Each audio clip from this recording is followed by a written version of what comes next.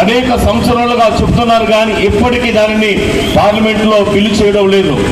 అయితే ఈ రోజున చాలా బాధాకరమైన విషయం ఏంటంటే ఇంచుమించుగా క్రైస్తవులయ్యే వారి ప్రపంచంలో 200 కోట్ల పైబడి ప్రజలు ఉన్నారు. అయితే మన భారతదేశంలో ముఖ్యముగా అనేక మంది క్రైస్తవులుగా పిలువబడుతూ అన్ని వర్గముల నుండి అన్ని కులముల నుండి యేసుక్రీస్తు ప్రభువును అంగీకరిస్తున్నారు.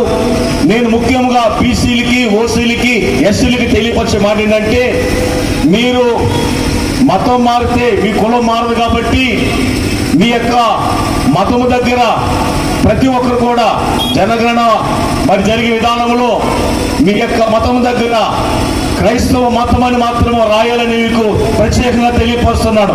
ప్రతి ఒక్కరు కూడా ఈ విషయాన్ని గమనించాలి. ఎందుకంటే బీసీలు, ఓసీలు, ఎస్టీలు ప్రత్యేకంగా, ఎందుకంటే తర్వాత ఎప్పుడో మారుతుంది. అంతవరకు మన పోరాటం ఆగదు, మన ఉద్యమం ఆగదు. కానీ ఈలోగా మన సంఖ్యాబలము, ముఖ్యంగా క్రైస్తవుల యొక్క సంఖ్యాబలము ప్రభుత్వానికి తెలియాలంటే ముఖ్యంగా బీసీలు, ఓసీలైన వారు మీ మతము దగ్గర క్రైస్తవ మతం అని ఖచ్చితంగా మీకు ప్రత్యేకమైన పిలిపిస్తున్నామని